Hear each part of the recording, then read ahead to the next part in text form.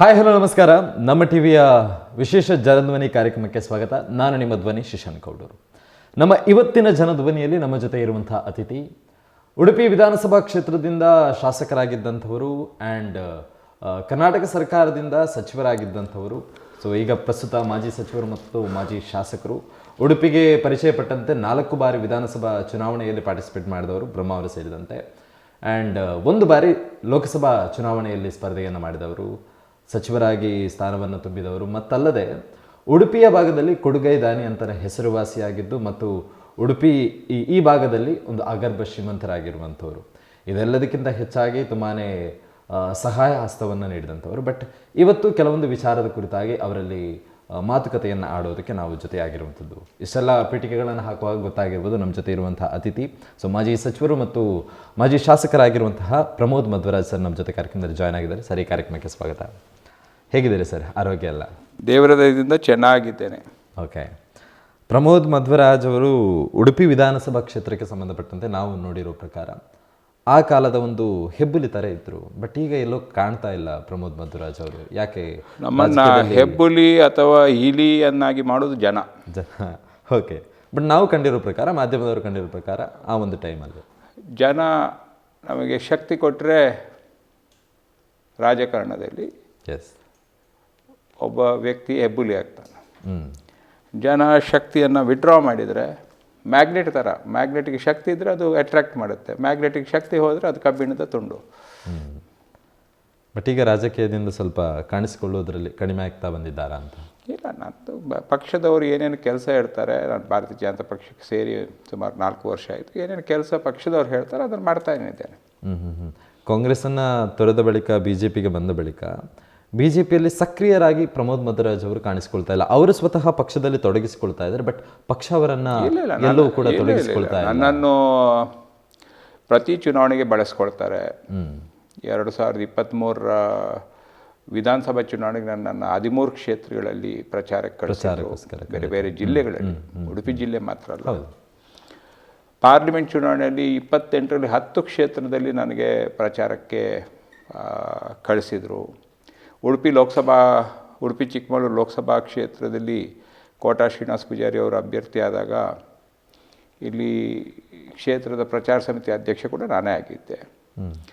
ಮತ್ತು ಹಿಂದುಳಿದ ವರ್ಗದ್ದು ಬೇರೆ ಬೇರೆ ಸಮಾವೇಶಗಳು ಕಲಬುರಗಿಯಲ್ಲಿ ಬೇರೆ ಬೇರೆ ಕಡೆಯಲ್ಲಿ ನಡೆದಾಗ ಮತ್ತು ಇತರ ಎಲ್ಲ ಚಟುವಟಿಕೆಗಳು, ಬೈ ಇಲೆಕ್ಷನ್ ಉಪಚುನಾವಣೆ ನಡೀತು, ಸಂಡೂರು ಮತ್ತು ಶಿಗ್ಗಾವಿ ಮತ್ತು ಇನ್ನೊಂದು ಎಲ್ಲೋ, ಆ 3 ಉಪಚುನಾವಣೆಗೂ ನನ್ನನ್ನು ಚನ್ನಪಟ್ಟಣ 3 ಉಪಚುನಾವಣೆಗೆ ನನ್ನ ಪಕ್ಷ ಬಳಸ್ಕೊಂಡಿದೆ.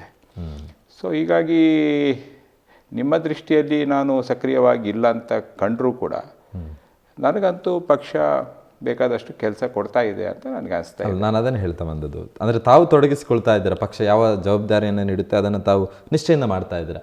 ಬಟ್ ಪಕ್ಷ ಯಾವುದೇ ಸ್ಥಾನಮಾನಗಳನ್ನು ನೀಡುವಂಥದ್ದಾಗಲಿ ಅದು ಯಾವ ಕಾಲದಲ್ಲಿ ಯಾರಿಗೆ ಏನು ಕೊಡಬೇಕು ಏನು ಕೊಡಬಾರ್ದು ಅದು BJPಯ ಪಕ್ಷದ ಪರಮಾಧಿಕಾರ. ಓಕೆ. ಬಟ್ ಕಾಂಗ್ರೆಸ್ಸಲ್ಲಿ 1 ಬಾರಿ ಗೆದ್ದಂತಹ ಶಾಸಕರಿಗೆ ಪಾರ್ಲಿಮೆಂಟಲ್ಲಿ, ಕ್ಯಾಬಿನೆಟಲ್ಲಿ ಮತ್ತು ಸಚಿವರಾಗಿರುವಂಥ ಅವಕಾಶಗಳೆಲ್ಲ ಸಿಕ್ಕಿತ್ತು. ಅದು ಕಾಂಗ್ರೆಸ್ನಲ್ಲಿ ಕೂಡ ನಾನು ಎಷ್ಟೋ ವರ್ಷ ಸೇವೆ ಮಾಡಿದ ಮೇಲೆ ಅದೆಲ್ಲ ಸಿಕ್ಕಿದ್ದು. ದಿಢೀರಾಗಿ ನಾನು ಬಂದು ಮೊದಲ ಬಾರಿ ಗೆದ್ದಾಗ, ಮೊದಲ ಬಾರಿ ಶಾಸಕರಾದಂಥ ಸಂದರ್ಭದಲ್ಲಿ ಅದು ಇರ್ಬೋದು. ಬಟ್ ಪಕ್ಷಕ್ಕೂ ನಮ್ಮದು ಕೊಡುಗೆ ಅಷ್ಟೇ ಇದೆ. ನಮ್ಮ ತಂದೆದ್ದು, ತಾಯಿದ್ದು, ನಂದು ಕಾಂಗ್ರೆಸ್ ಪಕ್ಷಕ್ಕೆ ಕೂಡ ಅಷ್ಟೇ ಕೊಡುಗೆಯನ್ನು ಕೊಟ್ಟಿದ್ದೇವೆ.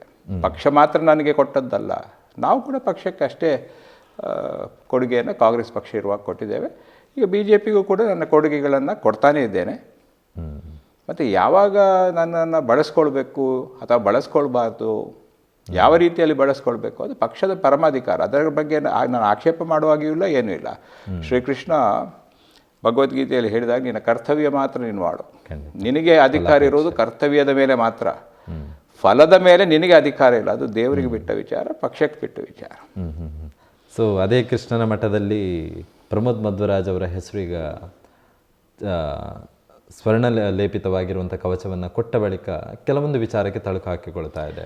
ಕೃಷ್ಣ ಮಠಕ್ಕೂ ನಮ್ಮ ಕುಟುಂಬಕ್ಕೂ ಸಂಬಂಧ ದಶಕಗಳ ಸಂಬಂಧ. ಡೆಫಿನೆಟ್ಲಿ. ನನ್ನ ತಂದೆಯ ತಾಯಿಯ ತಂದೆ ಅಂದರೆ ನನ್ನ ಪಿಜ್ಜ MK ಸೋಮಣ್ಣ, MK ಸೋಮ ಅಂತ ಇದ್ದರು ಮಲ್ಪೆಯಲ್ಲಿ. ಆ ರಥ ಎಳಿಲಿಕ್ಕೆ ಏನು ಆ ಹಗ್ಗ ಇತ್ತು ಆವಾಗೆಲ್ಲ, ಇದು ತೆಂಗಿನ ಇದರಲ್ಲಿ ಮಾಡುವಂಥದ್ದು, ತೆಂಗಿನ ಗರಿ ಅದರಲ್ಲಿ ಮಾಡುವಂಥದ್ದು. ಆ ಹಗ್ಗವನ್ನು ನಮ್ಮ ಪಿಜ್ಜ ಕೊಡ್ತಾಯಿದ್ರು. ಅವರ ನಂತರ ನಮ್ಮ ತಂದೆ ಕೊಡ್ತಾಯಿದ್ರು. ಮತ್ತು ಆ ರಥಬೀದಿ ಕೂಡ ಕಾಂಕ್ರೀಟೀಕರಣ ಆಗಲಿಕ್ಕೆ ನಮ್ಮ ತಂದೆಯ ಭಾಳ ದೊಡ್ಡ ಕೊಡುಗೆ ಇದೆ. ಮತ್ತು ನಾನು ಕೂಡ ಕೃಷ್ಣ ದೇವಸ್ಥಾನವನ್ನು ಮುಖ್ಯಮಂತ್ರಿ ಸಿದ್ದರಾಮಯ್ಯ 2013ರಲ್ಲಿ ನಾನು ಅದನ್ನು ಟೇಕ್ ಓವರ್ ಮಾಡಬೇಕು ಅಂತ ಅವರಿಗೆ ಅನಿಸಿದಾಗ, ಸರ್ಕಾರದ ವಶಕ್ಕೆ ಅದನ್ನು ಪಡ್ಕೊಳ್ಬೇಕು ಅಂತ ಅನಿಸಿದಾಗ, ನಾನು ನೇರವಾಗಿ ಮುಖ್ಯಮಂತ್ರಿಗಳಿಗೆ ಹೇಳಿದೆ, ತಾವು ಇಂಥ ಒಂದು ದುಸ್ಸಾಹಸಕ್ಕೆ ಕೈ ಹಾಕಿದರೆ ಶಾಸಕ ಸ್ಥಾನಕ್ಕೆ ಪ್ರಥಮವಾಗಿ ರಾಜೀನಾಮೆ ಕೊಡುವ ನಾನು ಆಗ್ತೀನಿ ಅಂತಕ್ಕಂಥ ಮಾತನ್ನು ಹೇಳಿದ ಮೇಲೆ ಅದು ಡ್ರಾಪ್ ಆಯಿತು. ಮತ್ತು ಅಲ್ಲಿ ರಥಬೀದಿಯಲ್ಲಿ ಡ್ರೈನೇಜ್ ಸರಿ ಇಲ್ಲದೆ ಆ ಡ್ರೈನೇಜಿನ ನೀರೆಲ್ಲ, ಕಲುಷಿತ ನೀರೆಲ್ಲ ಬಾವಿಗಳಿಗೆ ಹೋಗ್ತಿತ್ತು, ಮಧ್ವ ಸರೋವರಕ್ಕೆ ಹೋಗ್ತಿತ್ತು, ಕೃಷ್ಣನ ಅಭಿಷೇಕದ ನೀರಿಗೆ ಹೋಗ್ತಾ ಇತ್ತು.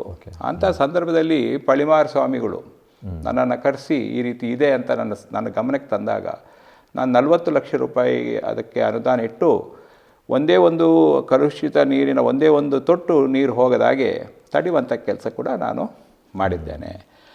ಇದೇ ಪುತ್ತಿಗೆ ಸ್ವಾಮಿಗಳು ಅನಂತೇಶ್ವರ ದೇವಸ್ಥಾನದ ಜೀರ್ಣೋದ್ಧಾರಕ್ಕೆ ಇಳಿದಾಗ ಅಲ್ಲಿ ಕೆಲವು ಸ್ವಾಮಿಗಳು ಅದಕ್ಕೆ ಆಕ್ಷೇಪ ಮಾಡಿದಾಗ, ಆ ಆಕ್ಷೇಪ ಮಾಡಿದ ಸ್ವಾಮಿಗಳು ನನಗೆ ಭಾಳ ಹತ್ತಿರದೂ ಕೂಡ ಪುತ್ತಿಗೆ ಸ್ವಾಮಿಗಳು ಸುಗುಣೇಂದ್ರ ತೀರ್ಥ ಸ್ವಾಮೀಜಿ ಅವರು ಅನಂತೇಶ್ವರ ದೇವಸ್ಥಾನ ಜೀರ್ಣೋದ್ಧಾರ ಮಾಡುವಾಗ ನಾನು MLA ಮಂತ್ರಿ ಇದ್ದಾಗ ಅವರ ಬೆನ್ನ ಹಿಂದೆ ನಿಂತು ಅದಕ್ಕೆ ಅದು ನಿರ್ವಿಘ್ನವಾಗಿ ಅದನ್ನು ನೆರವೇರುವಂತೆ ಮಾಡಿದ್ದೇನೆ. ಹೀಗೆ ನನ್ನ ತಂದೆ ಅವರ ಹುಟ್ಟುಹಬ್ಬ ಜನವರಿ 28ರಂದು ಬ್ರಹ್ಮರಥೋತ್ಸವ ಸೇವೆಯನ್ನು ಕೊಡ್ತಾಯಿದ್ರು.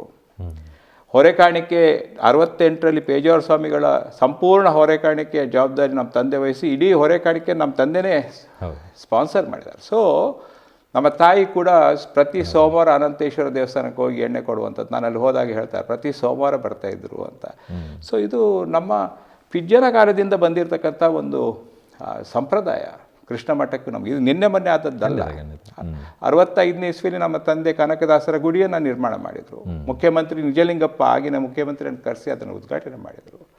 ಸೊ ಇದು ಒಂದಲ್ಲ, ಎರಡಲ್ಲ, ಮೂರಲ್ಲ, ಅನೇಕ ದಶಕಗಳ ಸೇವೆ ಮತ್ತು ಅನೇಕ ಸೇವೆಗಳು ಕೃಷ್ಣ ದೇವರಿಗೆ, ಮುಖ್ಯಪ್ರಾಣರಿಗೆ, ಕನಕದಾಸರಿಗೆ ಮಾಡುವಂಥ ಭಾಗ್ಯ ನಮ್ಮ ಕುಟುಂಬದ ಪಾಲಿಗೆ ಬಂದಿತ್ತು. ಖಂಡಿತ. ಕೃಷ್ಣ ಮಠಕ್ಕೂ ಪ್ರಮೋದ್ ಮಧ್ವರಾಜ್ ಅವರ ಕುಟುಂಬಕ್ಕೂ ಅವಿನಾಭಾವ ಅಂದರೆ ಅನೇಕ ವರ್ಷಗಳ ಸಂಬಂಧ ಇದೆ. ಅದನ್ನು ಎಷ್ಟರ ಮಟ್ಟಿಗೆ ಸ್ಮರಿಸಿದ್ದಾರೆ, ಸ್ಮರಿಸ್ತಾ ಇಲ್ಲ, ಅದು ನನಗೆ ಬಿಟ್ಟ ವಿಚಾರ ಅಲ್ಲ. ನಮ್ಮ ಕರ್ತವ್ಯ ನಾವು ಮಾಡೋದು. ನಾನು ಆಗಲೇ ಹೇಳಿದೆಲ್ಲ, ನಮ್ಮ ಕರ್ತವ್ಯ ನಾವು ಮಾಡೋದು. ಅದನ್ನು ರೆಕಗ್ನೈಸ್ ಮಾಡ್ತಾರೋ ಮಾಡೋದಿಲ್ವೋ, ನೆನಪು ಬಿಡ್ತಾರೋ, ಅವರವರಿಗೆ ಬಿಟ್ಟ ವಿಚಾರ. ಉಡುಪಿಯ ಜನತೆ ವಿಚಾರವಾಗಿ ಗಮನಿಸೋದಾದರೆ ಕೃಷ್ಣ ಮಠಕ್ಕೂ ನಾನು ಹೇಳಿದಾಗೆ ಕೃಷ್ಣ ಮಠ ಮತ್ತು ಪ್ರಮೋದ್ ಮಧ್ವರಾಜ್ ಅವರ ಕುಟುಂಬ ಅನೇಕ ವರ್ಷಗಳಿಂದ ಇರುವಂಥ ಸಂಬಂಧ.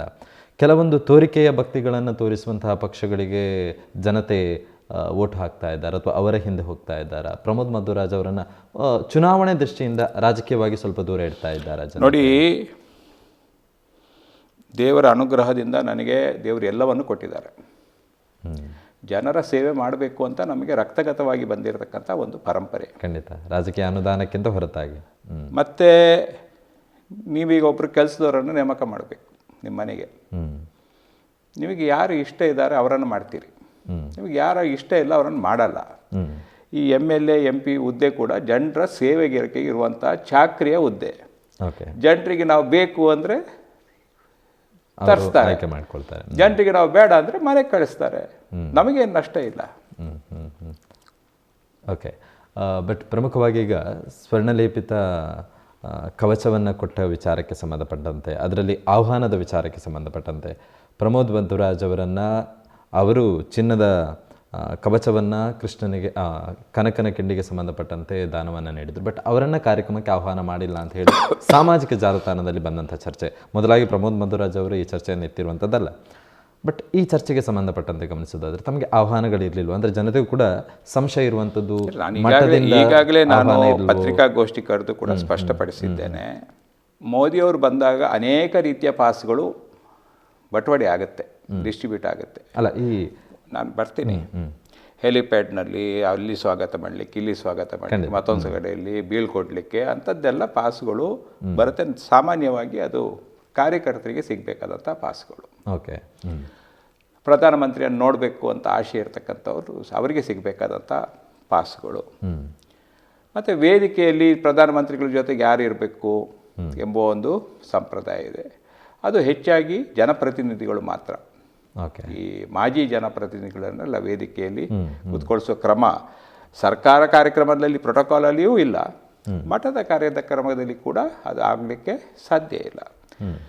ನಾನೇ ನಿರೀಕ್ಷೆ ಮಾಡಿದ್ದೆ ಅಂದರೆ ಪ್ರಧಾನಮಂತ್ರಿಗಳು ನಮ್ಮ ತಂದೆ ಕಟ್ಟಿದಂಥ ಕನಕನ ಗುಡಿಯ ಕನಕದಾಸರ ಪ್ರತಿಮೆಗೆ ಮೂರ್ತಿಗೆ ಮಾಲಾರ್ಪಣೆ ಮಾಡುವಂಥ ಸಂದರ್ಭದಲ್ಲಿ ಮತ್ತು ನಾನೇ ಕಿಂಚಿತ್ ಸೇವೆ ಕೊಟ್ಟಿರ್ತಕ್ಕಂಥ ಏನು ಸ್ವರ್ಣಲೇಪಿತ ಕನಕನ ಕಿಂಡಿ ಇದೆ, ಆ ಉದ್ಘಾಟನೆ ಆಗುವಾಗ ನಾನು ಅಲ್ಲಿ ಎಲ್ಲಿಯಾದರೂ ಇದ್ದುಕೊಂಡು ನೋಡಬೇಕು ಅಂತಕ್ಕಂಥ ಆಸೆ ಇತ್ತು. ನಾನು ಇದನ್ನು ವ್ಯಕ್ತಪಡಿಸಿದ್ದೆ ಕೂಡ ಮಠದವರಿಗೆ. ಒಂದು 4 ಬಾರಿ ನನ್ನ ಹತ್ರ ಆಧಾರ್ ಕಾರ್ಡು ಮತ್ತು ಫೋಟೋಗಳನ್ನು ಬೇರೆ ಬೇರೆ ಹಂತರದಲ್ಲಿ 10 ದಿವಸ ಇರುವಾಗ, 7 ದಿವಸ ಇರುವಾಗ, 3 ದಿವಸ ಇರುವಾಗ, 1 ದಿವಸ ಇರುವಾಗ ಹೀಗೆ ಪಡಿತಾನೆ ಇದ್ದರು. ಸೊ ನನ್ನಲ್ಲಿ ನಿರೀಕ್ಷೆ ಇತ್ತು, ಅಲ್ಲಿ ಎಲ್ಲಿ ಪ್ರಧಾನಮಂತ್ರಿಗಳು ಆ ಕನಕನ ಕಿಂಡಿ ಮತ್ತು ಕನಕನ ಗುಡಿ ಹತ್ತಿರ ಬರ್ತಾರೋ ಅಲ್ಲಿ ಎಲ್ಲಿಯಾದರೂ ನನಗೆ ಒಂದು ಪೊಸಿಷನಿಂಗ್ ಸಿಗುತ್ತೆ ಅಂತ ನನಗೆ ಒಂದು ನಿರೀಕ್ಷೆ ಇತ್ತು. ಆದರೆ ನನಗೆ SP ಅವ್ರು ಹೇಳಿದರು, ನಿಮ್ಮ ಹೆಸರು ಅದರ ಲಿಸ್ಟಲ್ಲಿ ಇಲ್ಲ ಅಂತ. ಅದು ನನಗೆ ಸಂಪೂರ್ಣವಾಗಿ ಇಲ್ಲ ಅಂತ ಗೊತ್ತಾದದ್ದು ರಾತ್ರಿ 9 ಗಂಟೆ. ಪ್ರಧಾನಮಂತ್ರಿ ಮರು ದಿವಸ ಬರಬೇಕಾದ್ರೆ ರಾತ್ರಿ 9 ಗಂಟೆಗೆ ಸಿಕ್ತು. ಸೊ ಅಷ್ಟರಲ್ಲಿ ಎಲ್ಲ ಪಾಸ್ಗಳು ಬೇರೆ ಬೇರೆ ಕಡೆಯಲ್ಲಿ ಎಲ್ಲಿಯಾದರೂ ಪ್ರಧಾನಮಂತ್ರಿಯನ್ನು ನೋಡಬೇಕು ಅಂತ ಹೇಳಿಸ್ಕೊಳ್ಳುವಂಥ ಎಲ್ಲ ಪಾಸ್ಗಳು ಹಂಚಿಕೆ ಆಗಿತ್ತು. ಮತ್ತು ಇದು ಕೊನೆಯ ಗಳಿಗೆಯಲ್ಲಿ ನನಗೆ ಅವಕಾಶ ಇಲ್ಲ ಅಂತ ಗೊತ್ತಾದ ಮೇಲೆ ನಾನು ಮನೆಯಲ್ಲೇ ಇದ್ಕೊಂಡು ಟಿವಿಯಲ್ಲೇ ಪ್ರಧಾನಮಂತ್ರಿಗಳು ಆ ಒಂದು ಸಮರ್ಪಣೆ ಮಾಡುವಂಥ ಮಾಲಾರ್ಪಣೆ ಮಾಡುವಂಥ ಕಾರ್ಯಕ್ರಮವನ್ನು ಟಿವಿಯಲ್ಲೇ ನೋಡಿಕೊಂಡು ಕಣ್ತುಂಬ ನೋಡಬೇಕು ಅಂತ ನಾನು ಮನೆಯಲ್ಲಿ ಇದ್ಕೊಂಡು ಅದನ್ನು ನೋಡಿದ್ದೇನೆ. ಸಂತೋಷದಲ್ಲಿದ್ದೇನೆ. ನನಗೇನು ದುಃಖ, ದುಮ್ಮಾನ, ಬೇಸರ ಏನೂ ಆಗಿಲ್ಲ. ಇದೆಲ್ಲ ಜನರು ನನಗೆ ಬೇಸರ ಆಗಿರ್ಬೋದು ಅಂತ ಹೇಳಿದ್ದಾರೆ, ಮಾಧ್ಯಮದವರು ನನಗೆ ನೋವಾಗಿರ್ಬೋದು ಅಂತ ಹೇಳಿದ್ದಾರೆ, ಬಿಟ್ಟರೆ ನನ್ನ ಬಾಯಿಂದ ಅಂಥ ಶಬ್ದ ಬರಲಿಲ್ಲ. ಯಾಕಂದರೆ ಪರಮ ಪೂಜ್ಯ ಶ್ರೀ ಶ್ರೀ ಸುಗುಣೇಂದ್ರ ತೀರ್ಥ ಸ್ವಾಮೀಜಿ ನನಗೆ ಕನಕನ ಗುಡಿ ಏನು 60 ವರ್ಷ ಆಗಿತ್ತು ನಮ್ಮ ತಂದೆ ಕಟ್ಟಿ, ಅದನ್ನು ದುರಸ್ತಿ ಮಾಡಲಿಕ್ಕೆ ಅವಕಾಶ ಕೊಟ್ಟರು. ಆ ಒಂದು ಕನಕನ ಕಿಂಡಿಗೆ ಸ್ವರ್ಣಲೇಪಿತ ಕವಚವನ್ನು ಅರ್ಪಣೆ ಮಾಡಲಿಕ್ಕೆ ಅವಕಾಶ ಮಾಡಿಕೊಟ್ರು. ಸ್ವತಃ ದೇಶದ ಪ್ರಧಾನಮಂತ್ರಿಯನ್ನಲ್ಲಿ ಕರೆಸಿ ಅದಕ್ಕೆ ಸ್ಪರ್ಶ ಮಾಡುವಂಥ ಒಂದು ಅವಕಾಶ ಮಾಡಿಕೊಟ್ರು. ಅದಕ್ಕಿಂತ ದೊಡ್ಡ ಭಾಗ್ಯ ಬೇರೆ ಯಾವುದಿದೆ? ಯಾವ್ದು ಇರ್ಲಿಕ್ಕೆ ಸಾಧ್ಯ? ಅಂದರೆ ತಾವೀಗ ಹೇಳೋ ಪ್ರಕಾರ ಪಾಸ್ಗಳು ಆಲ್ರೆಡಿ ವಿತರಣೆ ಆಗಿತ್ತು ಅಂತ ಹೇಳಿ, ಬಟ್ ತಮಗೆ ಮಠದಿಂದ ಆಹ್ವಾನಗಳಿರ್ಲಿಲ್ವಾ? ಮಠದಲ್ಲಿ ಇಂಥ ಕಾರ್ಯಕ್ರಮ ನಡೀತಾ ಇದೆ ಅಲ್ಲ, ಮಠದವ್ರು ಹೇಳ್ತಾರೆ ನಾವು ನಿಮ್ಮ ಹೆಸರನ್ನು ಕಳಿಸಿದ್ದೇವೆ, ಓಕೆ, ಯಾವುದೇ ಲೊಕೇಶನ್ಗೆ ಕಳಿಸಿದ್ದೇವೆ. ಮತ್ತೆ ಇನ್ನಿತರ ಮಠದ ಈ ದಿವಾಣರು, ಮಠದಲ್ಲಿ ಯಾರು ದಿವಾಣರಿದ್ದಾರೆ ಅವರು ಸ್ವಾಮೀಜಿಯವರ ಪೂರ್ವಾಶ್ರಮದ ಅಣ್ಣ, ಅವರ ಸಹೋದರರು ಪೂರ್ವಾಶ್ರಮದ, ಅವರೇ ದಿವಾಣರು. ಅವರಿಗೂ ಎಲ್ಲೂ ಕೂಡ ಪಾಸ್ಗಳು ಸಿಗಲಿಲ್ಲ. ನಾವು ಅದು ಹೆಂಗೆ ತಪ್ಪಿತು, ಏನು ಮಾಡಿದರು ಅದನ್ನು ತನಿಖೆ ಮಾಡಲಿಕ್ಕೆ ನಾನು ಹೋಗಲಿಲ್ಲ. ನನಗೆ ಅಗತ್ಯನೂ ಇಲ್ಲ. ಯಾಕಂದರೆ ಇಟ್ ಈಸ್ ಅ ಕ್ಷುಲ್ಲಕ ವಿಚಾರ ಅದು. ನನಗೆ ಅದು ಅಗತ್ಯ ಇಲ್ಲ. ನಾನು ಅಗತ್ಯ ಇಲ್ಲ ಅಂತ ಹೇಳಿ ಆಗಿದೆ, ಘೋಷಣೆ ಮಾಡಿ ಆಗಿದೆ. ಇನ್ನೂ ನನ್ನದು ಯಾರು ತಪ್ಪಿಸಿದ್ರು, ಎಲ್ಲಿಂದ ತಪ್ಪಿತು, ಎಲ್ಲಿ ಕೈ ಬಿಟ್ಟರು, ಎಲ್ಲಿ ಸೇರಿಸಿದ್ರು, ಅದೆಲ್ಲ ನನಗೆ ಅಗತ್ಯನೇ ಇಲ್ಲದಂಥ ಚರ್ಚೆ ಅದು. ಬಟ್ ಸ್ವಾಮೀಜಿಯವರನ್ನು ನಾನು 29 ತಾರೀಕು ಭೇಟಿ ಮಾಡಿ ಅವ್ರಿಗೆ ಕೃತಜ್ಞತೆ ಸಲ್ಲಿಸಬೇಕು ಅಂತ ಹೋದಾಗ ಸ್ವಾಮೀಜಿಯವರು ನನಗೆ ಹೇಳಿದ್ದೇನೆಂದರೆ, ನಿಮ್ಮ ಹೆಸರನ್ನು ಮತ್ತು ಇತರ ನಮಗೆ ಭಾಳ ಹತ್ತಿರದಲ್ಲಿರುವಂಥವರನ್ನು ಹೆಸರನ್ನು ಕಳಿಸಿದ್ವಿ, ಕೆಲವೊಂದು ಸ್ವೀಕಾರ ಆಯಿತು, ಕೆಲವೊಂದು ಬಿಟ್ಟು ಹೋಗಿದೆ, ಹಾಗಾಗಿ ಈ ರೀತಿ ಆಗಿದೆ ಅಂತ ಹೇಳಿದರು ಸ್ವಾಮೀಜಿ. ಅದಕ್ಕೆ ನಾನು ಹೇಳಿದೆ, ಸ್ವಾಮೀಜಿ ನಿಮ್ಮ ಹತ್ರ ನಾನು ನೋವನ್ನು, ಅಸಮಾಧಾನವನ್ನು, ಪ್ರತಿಭಟನೆಯನ್ನು ವ್ಯಕ್ತಪಡಿಸಲಿಕ್ಕೆ ಬಂದದ್ದಲ್ಲ, ನಾನು ನಿಮಗೆ ಕೃತಜ್ಞತೆಯನ್ನು ಸಲ್ಲಿಸಲಿಕ್ಕೆ ಬಂದದ್ದು ಅಂತ ಹೇಳಿದೆ. ಬಟ್ ಕೆಲವರ ಅಭಿಪ್ರಾಯಗಳ ಪ್ರಕಾರ ಮಠದಿಂದ ಹೇಳ್ತಾರೆ, ನಮ್ಮಿಂದ ಯಾವುದೇ ಮಿಸ್ಟೇಕ್ ಆಗಿಲ್ಲ, ನಾವು ಹೆಸರನ್ನು ಕಳಿಸಿದ್ವಿ, ಪ್ರಮೋದ್ ಮಧುರಾಜ್ ಸೇರಿದಂತೆ ಇನ್ನೂ ಅನೇಕರ ಹೆಸರುಗಳನ್ನು ಕಳಿಸಿದ್ವಿ, ಬಟ್ ಕೊನೆಯ ಹಂತದಲ್ಲಿ ಏನೋ ಬದಲಾವಣೆ ಆಗಿದೆ, ಅದು ಪಕ್ಷಕ್ಕೆ ಸಂಬಂಧಪಟ್ಟಂಥ ಆಗಿರುವಂಥ ಬದಲಾವಣೆಗಳಾಗಿರ್ಬೋದು. ಬಟ್ ಪಕ್ಷದ BJPಯಿಂದ ಕೇಳುವಂಥ ಸಮಯದಿಂದ ಅವರು ಹೇಳ್ತಾರೆ, ನಮ್ಮ ಕಡೆಯಿಂದ ಯಾವುದೇ ಬದಲಾವಣೆ ಆಗಿಲ್ಲ, ಮಠದಿಂದ ನನಗೆ BJP ಜಿಲ್ಲಾಧ್ಯಕ್ಷರು ನೀವು ಎಲ್ಲಿ ನಿಲ್ತೀರಿ ಲೈನ್ ಅಪ್ಪಿಗೆ ಅಂತ ಕೇಳಿದ್ರು. ಎಲ್ಲ 10-15 ಜನ ಎಲ್ಲ ಕೂತ್ಕೊಂಡು ನಿಂತು ಅಲ್ಲಿ ನಮಸ್ಕಾರ ಮಾಡ್ಲಿಕ್ಕೆ ಕೊಟ್ಟಲ್ಲ ಪ್ರಧಾನಮಂತ್ರಿ ಪಾಸ್ ಆಗುವಾಗ. ನಾನು ಹೇಳಿದೆ, ನನಗೆ ಅಲ್ಲಿ ಇದು ಕನಕನ ಕಿಂಡಿ ಹತ್ರವೇ ಮಠದವರ ಹತ್ರ ನಾನು ಮಾತಾಡಿದ್ದೇನೆ, ಅಲ್ಲೇ ಪಾಸ್ ಸಿಗುವ ನಿರೀಕ್ಷೆ ಇರೋದ್ರಿಂದ ನಿಮ್ಮ ಯಾವುದೇ ಪಾಸ್ ಬೇಡ ಅಂತ ನಾನು ಬಿಜೆಪಿ ಅವರಿಗೆ ಸ್ಪಷ್ಟವಾಗಿ ಮಿಕ್ಕಂಥ ಎಲ್ಲ ಪಾಸ್ಗಳನ್ನು ತಿರಸ್ಕರಿಸಿದ್ದೀರಾ. ಬೇರೆ ಪಾಸ್ಗಳ ವಿಚಾರಕ್ಕೆ ಸಂಬಂಧಪಟ್ಟಂತೆ ತಾವು ಬೇಡ ಅಂತ ಹೇಳಿ ನಾನು ಬೇಡ ಅಂತ ಹೇಳಿದ್ದೀನಿ. ಅವ್ರು ಕೊಟ್ಟರು 100 ಪಾಸ್ ಕಳಿಸಿದ್ರು ಬೇಡ ಇತ್ತು ನನಗೆ. ಓಕೆ. ಯಾಕಂದ್ರೆ ಅದು ಕಾರ್ಯಕರ್ತರಿಗೆ ಸಿಗಬೇಕಾದಂಥ ಪಾಸ್ಗಳು. ನಾವು ಕಾರ್ಯಕರ್ತರಿಗೂ ಒಂದು ಪಾಪ ಎಷ್ಟೋ ವರ್ಷ ದುಡಿತಿರ್ತಾರೆ ಪಕ್ಷಕ್ಕೆ, ಅವ್ರಿಗೊಂದು ಪ್ರೈಮ್ ಮಿನಿಸ್ಟರ್ನ, ಪ್ರಧಾನಮಂತ್ರಿಯನ್ನ, ಅದು ನರೇಂದ್ರ ಮೋದಿ ಅಂಥವರನ್ನು ಹತ್ತಿರದಿಂದ ನೋಡ್ಬೇಕಂತ ಆಸೆ ಇರುತ್ತೆ. ಅವರದ್ದೊಂದು ಅವಕಾಶವನ್ನು ನಾವು ಕಸಿದುಕೊಳ್ಳುವುದು ಅದು ಧರ್ಮ ಕೂಡ ಅಲ್ಲ. ಸೊ ಹಾಗಾಗಿ ಮಿಕ್ಕಂಥ ಪಾಸ್ಗಳ ವಿಚಾರಗಳು ಬೇಡ, ಕನಕನ ಕಿಂಡಿಯ ಅಲ್ಲಿ ಯಾಕಂದ್ರೆ ನಮ್ಮ ತಂದೆದ್ದು ಮತ್ತೆ ನನ್ನ ಸೇವೆ ಇರೋದ್ರಿಂದ ಅಲ್ಲಿಗೆ ಪ್ರಧಾನಮಂತ್ರಿಗಳು ಬರುವಾಗ ಹತ್ತಿರದಲ್ಲಿ ಅಲ್ದಿದ್ರು ದೂರದಿಂದ ಒಂದು ದೃಶ್ಯವನ್ನು ನೋಡಬೇಕು ಅಂತ ನನಗೆ ಆಸೆ ಇತ್ತು. ಅದು ತಪ್ಪಿ ಹೋಯಿತು, ಟಿವಿಯಲ್ಲಿ ನೋಡಿದ್ದೇನೆ ಅಷ್ಟೇ. ಆ್ಯಂಡ್ ಇನ್ನೊಂದು ವಿಚಾರಗಳು ಚರ್ಚೆ ಆಗ್ತಾ ಇರುವಂಥದ್ದು, ಇದು ಮಠದ ಕಾರ್ಯಕ್ರಮವು ಅಥವಾ ಬಿಜೆಪಿ ಪಕ್ಷದ ಕಾರ್ಯಕ್ರಮವು ಅಂತ ಹೇಳಿ. ಅದು ನನ್ನ ಹತ್ರ ಯಾಕೆ ಕೇಳ್ತೀರಿ ನೀವು? ಅಲ್ಲ, ತಾವು ಕೂಡ ಬಿಜೆಪಿ ಪಕ್ಷದಲ್ಲಿ ತೊಡಗಿಸಿಕೊಂಡಿರೋದ್ರಿಂದ ಈಗ ನಂದು ಸೇವೆ ಮಾತ್ರ ಮಾಡುವಂಥದ್ದು. ಎಲ್ಲಿ ಕೃಷ್ಣರ ಸೇವೆ ಮಾಡಲಿಕ್ಕೆ ನನಗೊಂದು ಸಿಕ್ಕಿದ ಕಿಂಚಿತ್ ಅವಕಾಶ, ಅಷ್ಟರಲ್ಲಿ ಮಾಡಿದ್ದೀನಿ. ಬಿಟ್ಟರೆ ಅದಕ್ಕಿಂತ ಹೆಚ್ಚು ನನ್ನ ಇನ್ವಾಲ್ವ್ಮೆಂಟ್ ಇಲ್ಲ. ಸೊ ಹಾಗಾಗಿ ನೀವು ಮಠದಲ್ಲಿ ಕೇಳಬೇಕಾದ ಪ್ರಶ್ನೆ, ಬಿಜೆಪಿಗೆ ಕೇಳಬೇಕಾದಂಥ ಪ್ರಶ್ನೆ ನನಗೆ ಕೇಳಿದ್ರೆ I am not the right person to answer. ಬಿಜೆಪಿಯಲ್ಲಿ ಇರ್ಬೋದು, ಬಟ್ ಬಿಜೆಪಿ ಎಲ್ಲ ವಿಚಾರಗಳಿಗೆ ನಾನು ಉತ್ತರ ಕೊಡಲಿಕ್ಕೆ ನಾನು ಅಸಮರ್ಥ. ಪತ್ರಿಕಾಗೋಷ್ಠಿಯಲ್ಲಿ ತಾವು ಮೆನ್ಷನ್ ಮಾಡಿದ್ರೆ ಯಾವುದೇ ರೀತಿಯಾದಂಥ ಬೇಸರ ಇಲ್ಲ ಅಂತ ಹೇಳಿ, ಬಟ್ ಅದನ್ನೇ ಮುಂದುವರಿಸಿಕೊಂಡು ಹೋಗುವಂಥ ಮಾತನ್ನು ಮುಂದುವರಿಸಿಕೊಂಡು ಹೋಗುವಂಥ ಸಮಯದಲ್ಲಿ ಹೇಳ್ತೀರಾ ಯಾರೋ ಇದನ್ನು ತಪ್ಪಿಸಿರುವಂಥ ಪ್ರಯತ್ನಗಳು ನಡೆದಿರಬಹುದು ಅಂತ ಹೇಳಿ ತಮ್ಮ ಮಾತನ್ನು ಮುಂದುವರಿಸಿ. ನಾನು ಅದನ್ನು ಹೇಳಿದ್ದಿಲ್ಲ. ನಾನು ಹೇಳಿದ್ದೇನೆಂದರೆ ಯಾರಾದ್ರೂ ತಪ್ಪಿಸಿದ್ದಾರೋ ಇಲ್ಲವೋ ಅಂತ ನನಗೆ ಗೊತ್ತಿಲ್ಲ. ಒಂದು ವೇಳೆ ತಪ್ಪಿಸಿದ್ದಿದ್ರೆ ಅವರದೊಂದು ತಪ್ಪು ರಾಜಕೀಯ ಹೆಜ್ಜೆ ಅಂತ ಇಷ್ಟು ಹೇಳಿದೆ. ಅಲ್ಲ, ರಘುಪತಿ ಭಟ್ ಅವರು ಕೂಡ ಮೊನ್ನೆ ದಿವಸ ನಾವು ಕಾರ್ಯಕ್ರಮದಲ್ಲಿ ಮಾತಾಡುವಂಥ ವೇಳೆಯಲ್ಲಿ ಅವರು ಕೂಡ ಹೇಳಿದರು, ನಾನು ಶಾಸಕನಾಗಿದ್ದಂಥ ಸಂದರ್ಭದಲ್ಲಿ ಮತ್ತು ನಾನು ಪಕ್ಷದಲ್ಲಿದ್ದಂಥ ಸಂದರ್ಭದಲ್ಲಿ ಮೋದಿಯವರು ಉಡುಪಿಗೆ ಅಥವಾ ಕರ್ನಾಟಕಕ್ಕೆ ಬರುವಂಥ ಕಾರ್ಯಕ್ರಮಗಳನ್ನು ನಾನು ಹ್ಯಾಂಡಲ್ ಮಾಡಿದ್ದೀನಿ, ಅದರ ಪ್ರೊಸೀಜರ್ಗಳು ಏನು ಅನ್ನುವಂಥದ್ದು ನನಗೆ ಗೊತ್ತಿದೆ. ಸೊ ಹಾಗಾಗಿ ನನ್ನ ಮಾಹಿತಿಯ ಪ್ರಕಾರ ಪ್ರಮೋದ್ ಮಧ್ವರಾಜ್ ಅವರಿಗೆ ಅವರ ಹೆಸರನ್ನು ಕೊನೆಯ ಹಂತದಲ್ಲಿ ತಪ್ಪಿಸುವಂಥ ಪ್ರಯತ್ನಗಳು ನಡೆದಿದೆ ಅನ್ನುವಂಥದ್ದನ್ನು ಬಹಳ ಸ್ಪಷ್ಟವಾಗಿ ಎಲ್ಲಿಂದ ಮಾಹಿತಿ ಸಿಕ್ಕಿದೆ ನನಗೆ ಗೊತ್ತಿಲ್ಲ. ಅಂದರೆ ಅವರು ಹೇಳೋ ಪ್ರಕಾರ ನಾನು ಈ ಹಿಂದೆನೂ ಇದ್ದೆ ಅಂತ ಹೇಳಿ. ಹಿಂದೆ ಇರಲಿ ಮುಂದೆ ಇರಲಿ, ಪ್ರಧಾನಮಂತ್ರಿಯಾಗಿ ಮಠಕ್ಕೆ ಬರೋದು ಪ್ರಥಮ ಅಲ್ವ ಅವರು. ಸೊ ಯಾವುದೋ ರಾಜಕೀಯ ನನ್ನನ್ನು ಸೋಲಿಸ್ಲಿಕ್ಕೆಲ್ಲ ಮೋದಿ ಅವರು ಬಂದಂಥ ಸಂದರ್ಭದಲ್ಲಿ ಭಾಷಣಕ್ಕೆ ಬಂದಂಥದ್ದನ್ನೆಲ್ಲ ಅವ್ರು ಹ್ಯಾಂಡಲ್ ಮಾಡಿರ್ಬೋದು. ಅದು ಬಿಟ್ಟರೆ ಪ್ರಧಾನಮಂತ್ರಿಗಳು ಅಧಿಕೃತವಾಗಿ ಸರ್ಕಾರಿ ಕಾರ್ಯಕ್ರಮಗಳಾಗಲಿ ಮಠದ ಕಾರ್ಯಕ್ರಮ ಇಷ್ಟವರೆಗೆ ಬಂದಿಲ್ಲ. ಪೊಲಿಟಿಕಲ್ ಸ್ಪೀಚಸ್ ಮಾಡಲಿಕ್ಕೆ ಇಲೆಕ್ಷನ್ ಟೈಮ್ನಲ್ಲಿ ಭಾಷಣ ಮಾಡಲಿಕ್ಕೆ ಬರುವಂಥ ಕಾರ್ಯಕ್ರಮಗಳೇ ಬೇರೆ, ಇದೇ ಕಾರ್ಯಕ್ರಮ ಬೇರೆ. ಸೊ ನನಗೆ ಮಾಹಿತಿ ಇಲ್ಲದೆ ನಾನು ಯಾರ ಮೇಲೂ ಗೂಬೆ ಕೂರಿಸುವಂಥದ್ದು ಅದು ನನ್ನ ಜಾಯಮಾನವೂ ಅಲ್ಲ, ನನಗೆ ಅಗತ್ಯವೂ ಇಲ್ಲ.